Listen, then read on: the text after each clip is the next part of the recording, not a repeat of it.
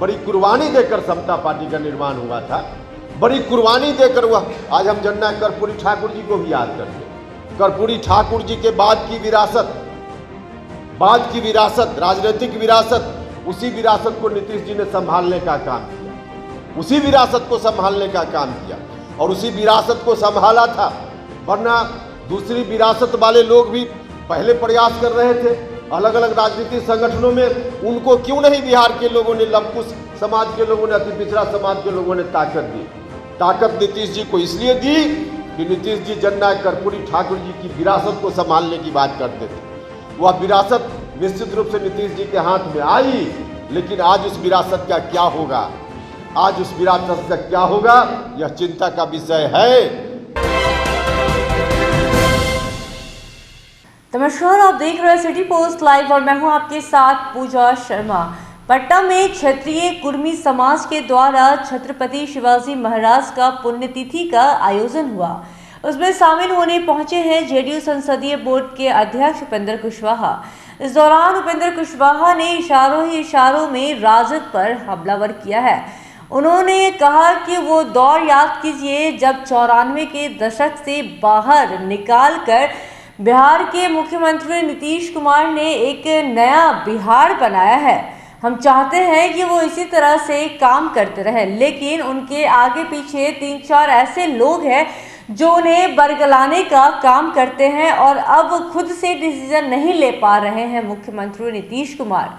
इसी के साथ साथ उन्होंने कहा कि हम मुख्यमंत्री के साथ मिलकर पार्टी को बहुत आगे तक लेकर आए। उन्होंने अपना बड़ा खुलासा किया है, अपनी संपत्ति का बड़ा खुलासा किया। उन्होंने कहा है कि समिति गठन से लेकर जेडीयू गठन तक का कथा बताते हुए क्या कुछ कह रहे हैं उपेंद्र कुशवाहा, पहले आप वो सुने।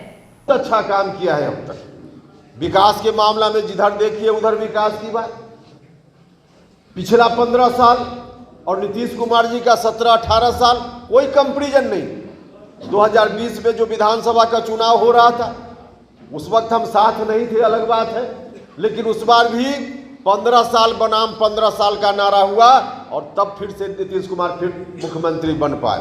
15 साल जो पहले वाला 15 साल था, क्या स्थिति थी, बिहार किस रूप में चल रहा था।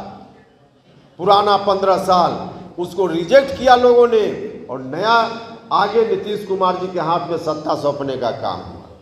कितना अच्छा हम लोगों को लगा, बिहार के लोगों को लगा, सब कुछ चल भी रहा था।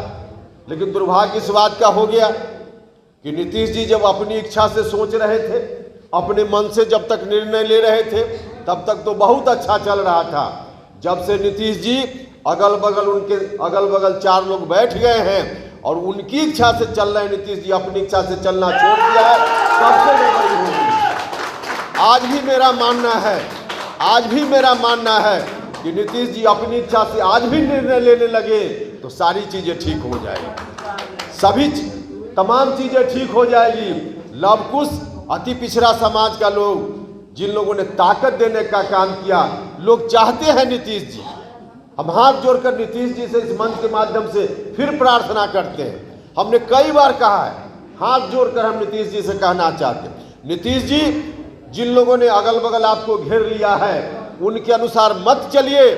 आप कोई भी निर्णय लेने के पहले जिन लोगों ने ताकत दी, लवकुश समाज के लोगों ने, बाद में अति पिछड़ा समाज के लोगों ने, आप इनके चेहरा को ध्यान में लाइए और जो लोग भी आपके अगल बगल हैं उनको भूलिए, अपने हिसाब से निर्णय लीजिए। बिहार जिस तरह से चल रहा था आगे चलेगा और हम लोगों के लिए यह गौरव की बात होगी। बड़ी कुर्बानी देकर समता पार्टी का निर्माण हुआ था, बड़ी कुर्बानी देकर हुआ।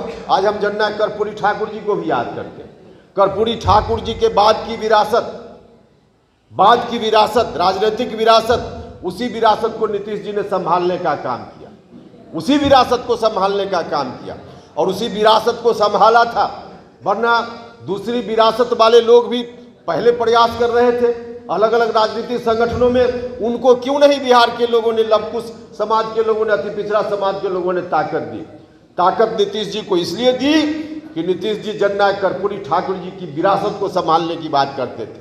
वह विरासत निश्चित रूप से नीतीश जी के हाथ में आई, लेकिन आज उस विरासत का क्या होगा, आज उस विरासत का क्या होगा, यह चिंता का विषय है। निश्चित रूप से हम सब लोगों के लिए चिंता का विषय है। हमने तो कहा है, पहले भी कहा है भाइयों और मित्रों, उपेंद्र कुशवाहा का चेहरा अगर नहीं लगता हो कि बहुत मुनासिब है तो लव कुश समाज में अकेले उपेंद्र कुशवाहा नहीं है, बहुत सारे लोग लव कुश समाज में हो सकते हैं, उनमें से किसी का चेहरा ले आइए। प्रदीप महमूद जी बैठे हुए, इनका चेहरा ले आइए। उपेंद्र कुशवाहा साधारण मेंबर बनकर काम करेगा। और भी बहुत सारे लोग हैं, श्रवण कुमार है, उनका चेहरा ले आइए। बहुत सारे लोग हैं। अति पिछड़ा समाज, जिन लोगों ने भी ताकत दी, अति पिछड़ा समाज के लोग भी बहुत सारे हैं, उनमें से किसी को ले आइए, किसी को भी ले आइए, लेकिन इस विरासत को आगे ठीक से लेकर चला जा सके, इस बात की चिंता की। लेकिन आज जो कुछ भी हो रहा है वह बात, अब सारी बातें पब्लिक डोमेन में, अब घोषणा हो चुकी है, घोषणा हो चुकी है। अब जो घोषणा हुई है उसके हिसाब से मैं यह कहना चाहता हूं कि लव कुश समाज की जो माताएं हैं, अति पिछड़ा समाज की जो माताएं हैं, उनकी कोख सुनी नहीं हुई है, उनकी कोख सुनी नहीं हुई है। आप इस विरासत को फिर वही सौंपने की बात अगर होगी जहां से विरासत को छीन कर लाए थे, तो यह नहीं चले, यह नहीं चले।